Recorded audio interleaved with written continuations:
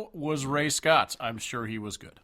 It's fucking awesome. Yeah, it was just him and as you saw the picture on Instagram, it was just him and one guitarist, and that guitarist could fucking shred. Nice. Like, he was so good. Ray Scott obviously is more of just a rhythm chords guitarist, but he played for 2+ hours. I can't remember how long exactly. He started right around 8, and we left a little after, like around 10:15, 10:30 or something like that. He actually didn't, for it being 2.5 hours-ish, he didn't play that many songs because he'd have banter in between each song, and they were fucking hilarious. Like, he is a funny fucking dude, which isn't surprising when you hear the songs like Grumpy, like Sometimes I Wake Up Grumpy, Sometimes I Let Her Sleep, and like songs like songs like them that. jeans. Yeah, he played Them Jeans, and he played The Ugly One. He played She Don't Like to Play My Kind of Music, and all, like, he played all those ones. He Nice. also played Ain't Always Thirsty, which obviously is amazing, the fact that he played that. He didn't play the Sobering Up, which bummed me out, but it's not surprising that he didn't. Because as you said, the songs we always like are the ones they don't usually play. Exactly. But yeah, it was cool because when he went into Ain't Always Thirsty, he just goes, this is the one that everyone seems to have the biggest connection to. I always see people posting videos of them singing, and I was like, I was one of those guys. I posted a video of me singing that.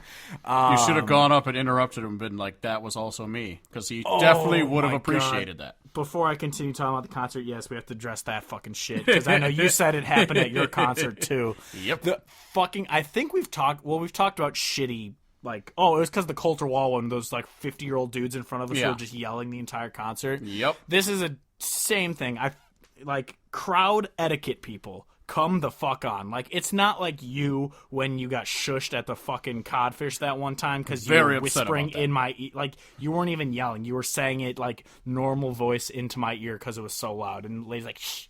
But, no, this guy, he was just like, because Ray Scott's like, who here's been married for, longer than however many years? And everyone's like, woo!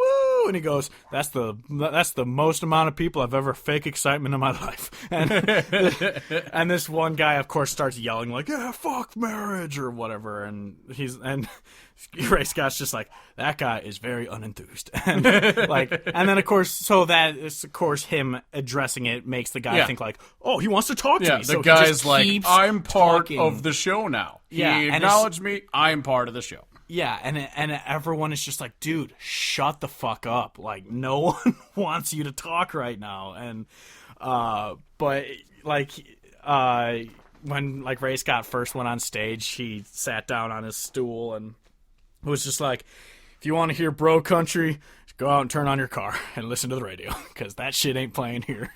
And then he talked about how he played on the Opry, and he just goes, I love the Opry, and the fact that they inducted that piece of shit horse teeth Dustin Lynch, and I was just like, fuck yes. I'm like I love it because he's an independent artist who just does not give a fuck what the radio thinks. He just plays what he wants and says what he wants, and he was so fucking funny with his stage banter, and it was such a great fucking show. Obviously, I would love to see him with a full band, but my dad had never heard I can't remember what the song is called. It's like, Wake Up Grumpy or whatever, where it's like, sometimes I wake up grumpy, sometimes I let her sleep.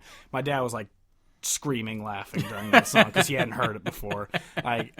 And then I was singing along The Ugly One. He was loving that one. And yeah, it was such a great fucking show. But I do love that he has so many clever songs on top of so many like heartfelt songs. Like, obviously he's kind of like a Brad Paisley, really.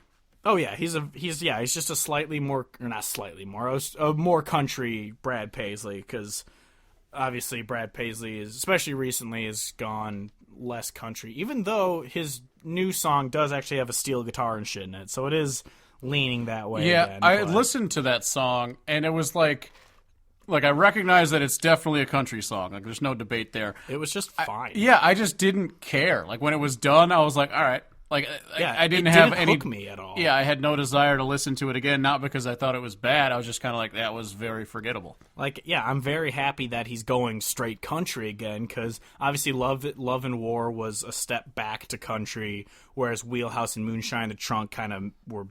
Well, Wheelhouse was a huge misstep. Moonshine in the Trunk was lesser of a misstep, but it still wasn't good. But the fact that Love and War took a step back is like having Whisperin' Bill on a song, and like Love and War with Radney Foster, like having songs like that was awesome. But so I like that he's doing a song that's about George Strait, pretty much, on his new album. But so I'm excited for the new album. Hopefully there'll be some hits on there. Like his last great album was This Is Country Music, and I would love for him to return to that kind of sound. Yeah, I'm really excited for that album to come out so that you can listen to it first and then tell me about it. Fair. But one thing he did say at the concert, he played one song from it. It is completely slipping my mind what the chorus was, but it was it was like a heartfelt song. It was really good, but he has a new EP coming out, I think he said next month. Oh, fuck yeah. Or it's either a single from it is coming out next month, or he actually played a few songs from it. He has one, it was like a Honky Tonk Heart, and it's pretty much about touring and just not wanting to play in stadiums because you have that honky tonk heart. You like playing in the little venues and shit like that, and It was a really good song. But he had one heartfelt one. I can't remember what the fuck it was, but the chorus, like the hook was so good, like well written, that I'll remember it the second I hear it recorded. But yeah, it was a phenomenal song. So I'm super excited for his new EP to come out. I think he said you could back it up on like Pledge or something now. But oh, nice. So I might actually go on there and back it. Try to find it. Yeah, he said it was like Pledge.com. I was like, is that a thing? Because I know there's PledgeMusic.com, but I don't know if that's what it is. But it was a amazing concert, and if he rolls through any town near us again, I'm 100% going to see him again because it was a fucking great show. Yeah, he's one of those that I for sure want to see eventually. So that's awesome that you got to see him, and having it confirmed that he's an absolute badass. So that's always good. Yeah. Yeah, and he told stories about, like, because obviously he's sober now. He didn't really talk about it. Well, he talked about how he doesn't have a driver's license anymore, which I'm guessing is why he's sober now. But, he was talking about, like, all these dumb things he did, like his song about getting arrested down in Mexico. That's, like, a true story about getting in a fight at a bar and getting thrown in jail in Mexico and shit like that. It's a true story and all that. And, yeah, it's a really...